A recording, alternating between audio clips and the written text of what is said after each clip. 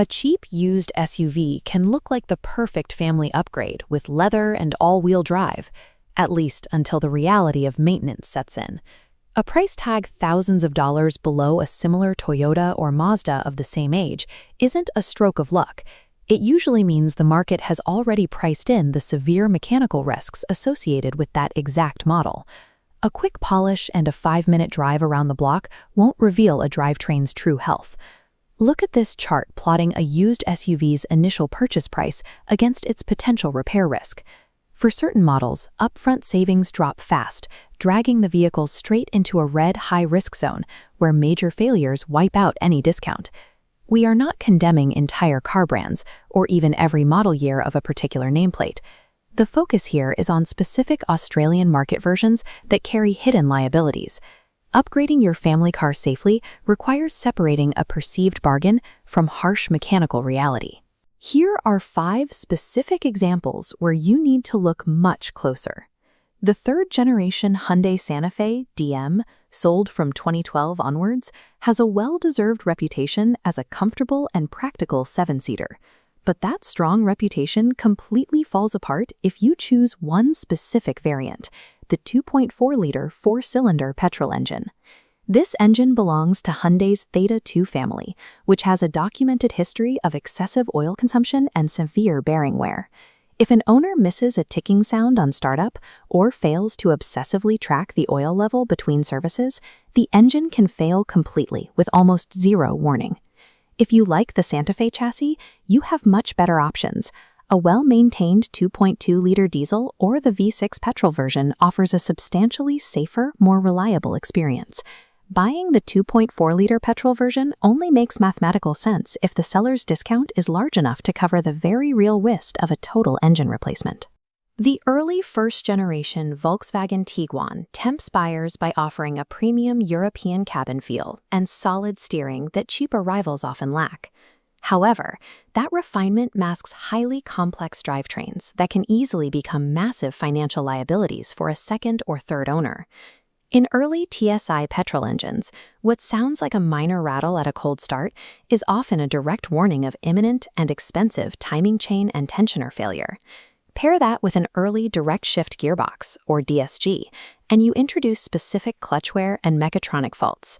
These issues are incredibly easy to miss if you only take the car for a gentle drive around the suburbs. To actually expose a failing DSG, you have to force the vehicle into stop-start traffic, reverse it uphill, and test gear shifts once the transmission fluid is fully up to temperature. Ignoring a minor shudder or startup noise in a complex European vehicle will quickly turn a cheap upfront purchase into a catastrophic repair bill. When Nissan shifted the Pathfinder R52 into a smooth V6 family crossover, it created what looks like a highly affordable alternative to a Toyota Kluger. The critical vulnerability in early models lies entirely in the continuously variable transmission.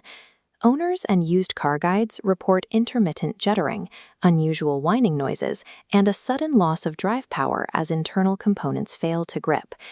A Pathfinder that has spent years carrying a heavy family of 7 or towing a large caravan places immense stress on that transmission, drastically increasing the likelihood of failure.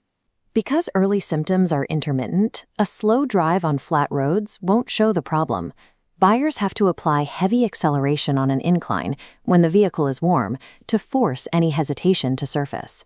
Without an ironclad service history and proof of transmission replacement, an early R52 is a financial time bomb waiting to go off. The Mazda CX-5 is one of Australia's most popular used SUVs, and the petrol variants are genuinely excellent practical choices. But choosing the 2.2-liter diesel variant for the wrong lifestyle introduces severe mechanical risks. Diesel particulate filters require long, hot highway runs to burn off carbon buildup and complete their regeneration cycles. Frequent short trips, like daily school runs or urban commuting, prevent this process from finishing. Look at this cross-section schematic of an engine block. When regeneration is repeatedly interrupted, incomplete combustion pushes unburnt fuel downward past the cylinders. That fuel enters the sump and dilutes the engine oil. The fluid level rises dangerously high, compromising the engine's lubrication. The solution is simple. Buy the 2.0 or 2.5-liter petrol versions instead. They preserve all the practicality and driving enjoyment of the CX-5 without the diesel-specific risks. Buying any modern diesel SUV exclusively for short urban commutes is a mechanical mismatch that guarantees expensive engine damage. The Holden Captiva routinely ranks as the absolute cheapest large 7-seat SUV on the Australian market, severely undercutting its direct competitors. That dramatic discount is the market issuing a giant red flag. Used car specialists have documented widespread failures across multiple systems in the Captiva. This includes transfer case breakages, persistent cooling issues, and relentless electrical faults. The math of repairing an older Captiva is unforgiving.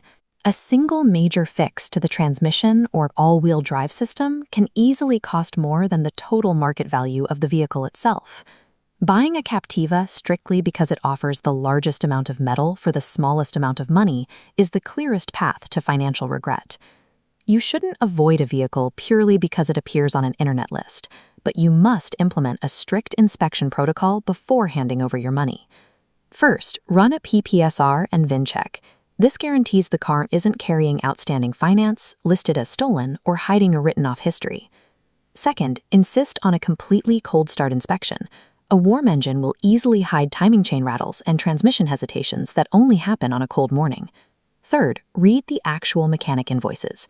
Generic stamps in a service logbook do not tell you if the correct oil specifications were used, or if oil had to be added between services.